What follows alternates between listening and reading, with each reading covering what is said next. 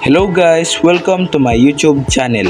Ngayon ay tuturuan ko kayo kung paano mag-unarchive ng chat sa Messenger.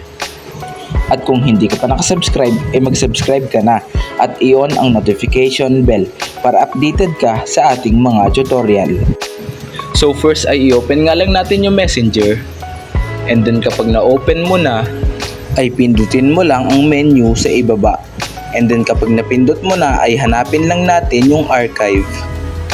And then kapag nahanap mo na ay pindutin mo lang ito. At ito ang lalabas. At para ma-unarchive natin ang chat ay long press lang natin yung profile.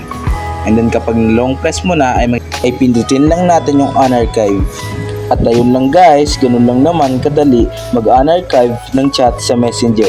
Thanks for watching. Subscribe me for more videos like this.